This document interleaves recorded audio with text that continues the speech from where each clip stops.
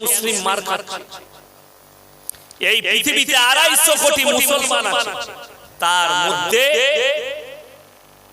47টা খালি মুসলিম রাষ্ট্র আছে পৃথিবীতে, যাদের কাছে সামরিক বাহিনী আছে, যাদের কাছে অস্ত্রের ভান্ডার আছে, যারা যে কোনো মুহূর্তে যে কোনো দেশের সঙ্গে যুদ্ধ করার ক্ষমতা রাখে। এমন কি পৃথিবীতে এমন 5 থেকে 7টা মুসলিম রাষ্ট্র আছে যারা যে কোনো পরিস্থিতিতে আমেরিকার মতো, চায়নার মতো দেশের সঙ্গে যুদ্ধ করতে পারে।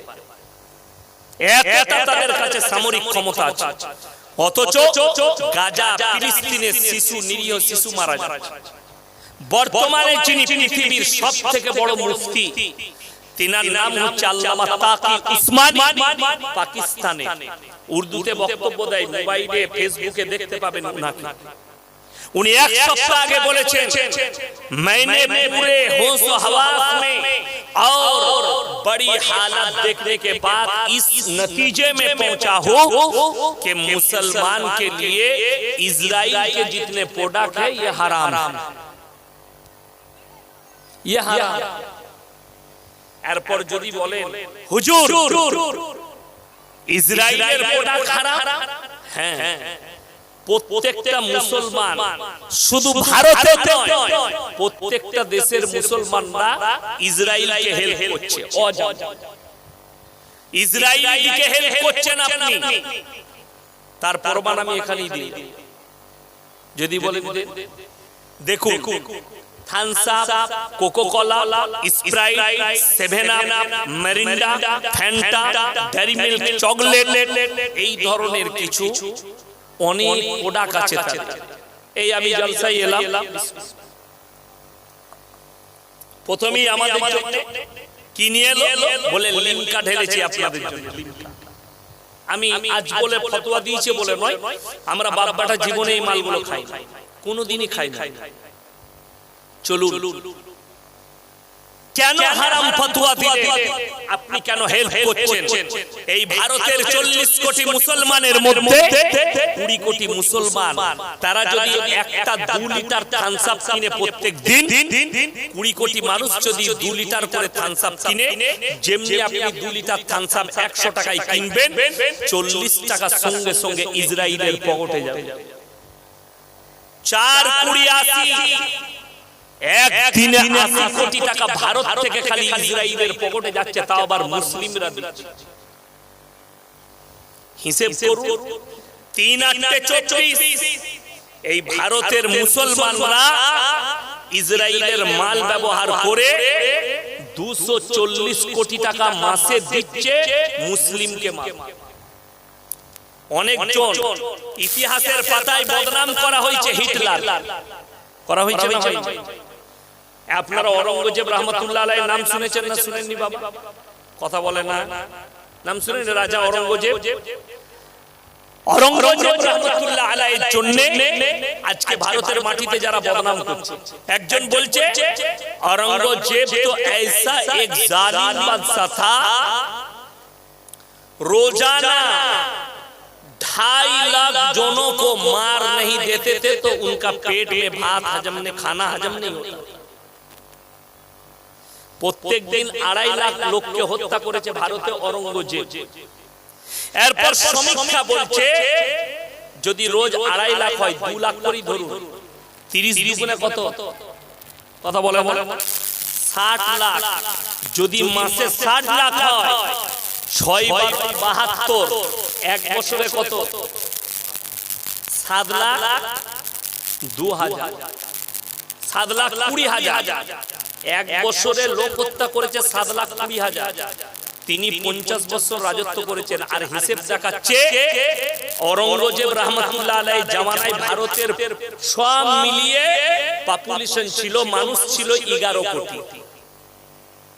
কত বললাম? 11 কোটি। তাহলে তিনি 50 বছর রাজত্ব করেছেন, হিসেব কোথাও মিলছে না। 5-7-35 কোটি দাঁড়াচ্ছে। 50 বছরে 35 কোটি মানুষকে তিনি হত্যা করেন, তাহলে ভারতের লোক রইল কি? तुम कैसे हो? तुम्हारे बाप कैसे थे? तुम्हारा दादाजी कैसे थे? हमारा मुसलमान भाई आज के मुसलमान पिछिए দ্বীনি ইলম হাসিল না করার কারণে আপনার কাছে কলম নেই। আল্লাহ কোরআনে বলেছেন আল্লামা বিল কলম, আমি কলমের সাহায্যে মানুষকে শিক্ষা দিয়েছি। কলমের আবিষ্কার কোন বৈজ্ঞানিক করে আল্লাহর কসম, আল্লাহ যদি কলমের আবিষ্কার করিয়েছেন, নবী আকরাম সাল্লাল্লাহু আলাইহি ওয়াসাল্লামের হাত দ্বারা কলম আবিষ্কার হয়েছে। জোরে একবার বলুন সুবহানাল্লাহ। পৃথিবীর কেউ কলম আবিষ্কার করেনি, আমার নবীজি করেছে, আল্লাহর হাবিব করেছে। কলমের সাহায্যে শিক্ষা দিয়েছে। হে নবী, শিক্ষা গ্রহণ করো। ওই জন্য বললাম, আমাদের দেশে দেখবেন আমরা শুধু কোর্ট বলি না, আমরা আদালত বলি না। কথা বলে না, আদালত বলে না লোকে। একজন দাঁড়িয়ে বলুন, আদালত শব্দটা উর্দু শব্দ, আরবি শব্দ না কি শব্দ, ইংরেজি শব্দ? বলুন।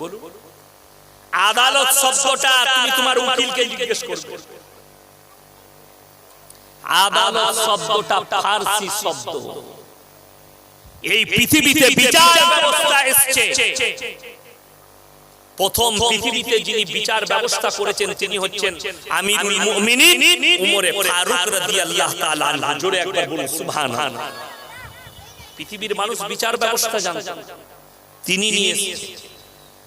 আজকে যে আদালতগুলো দেখতে পাচ্ছেন, এটাও মুসলিম সাম্রাজ্যদের তৈরি, তারা নিয়ে এসেছে, তাই নাম দেওয়া হয়েছিল আদালত।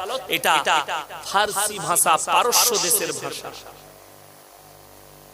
অনেকজন জানে না, মনে করে মৌলবীরা এরা খালি মাদ্রাসা ছাপ, আমাদেরকে মনে করে মাদ্রাসা ছাপ। আমরা মাদ্রাসা ছাপ ঠিকই আছে, কিন্তু তুমি তো স্কুল ছাপ। তোমার তো এই জ্ঞানটাও নাই পৃথিবীর প্রথম সভ্যতা কাকে বলে, কোন দেশে প্রথম সভ্যতা এসেছে। মিশরের মুসলিম সভ্যতার নাম পৃথিবীর প্রথম সভ্যতা, ওই সভ্যতাটা প্রথম এসেছে। আজকে চলুন, আপনার কাছ থেকে দ্বীনি ইলম উঠে গেছে, আপনি নিজেকে মুমিন বলে দাবি করছেন, অথচ আপনি নামাজ পড়েন, অথচ আপনি রোজা রাখেন, অথচ দেখুন আপনাকে বলে দিই, এই রমজান মাস গেছে, মসজিদে ভিড় ছিল না? ছিল না? কথা বলে। এখন আর আছে? কথা বলে না। এখন আর আছে? নাই। এরপর খুঁজেন ও মালমাটা গেল কোথায়? যে মালমাটা রমজান মাসে ছিল, ওরা ভেবে নিয়েছে রমজান মাসে নামাজ পড়ে নিলাম, জান্নাত আমার জন্য কনফার্ম রেডি হয়ে গেল, খালি রমজান মাসে নামাজ। এটা আপনার দিলেতে হয়ে গেল। চলুন, যারা আমাকে গালি দাও, ইয়াসিন হুজুরের ভাষাটা খুব কড়া, তারা কান খুলে শুনে যাও। এই ভারতের মুসলিমদের কথা তো দূরের কথা, আমি পশ্চিম বাংলার মুসলমানদের কথা বলছি। এই পশ্চিম বাংলায় আমি যদিও ঈদের দিনে 24 পরগনা আসি, ঈদের পরের দিন 24 পরগনা আসি, আমার ঈদের পরের দিন, ঈদের দিন জলসা ছিল এই হাওড়া ফাওড়ার দিকে। কষ্টটা কোথায় জানেন? মুসলিমরা অভিযোগ করে আমরা হিন্দু, মুসলিম, শিখ, ঈসাই একসাথে বাস করি। ভারতের সংবিধান লেখা হয়েছে এই দেশে যে ধর্মের লোক বাস করবে নির্দ্বিধায় নিজের ধর্ম পালন করবে।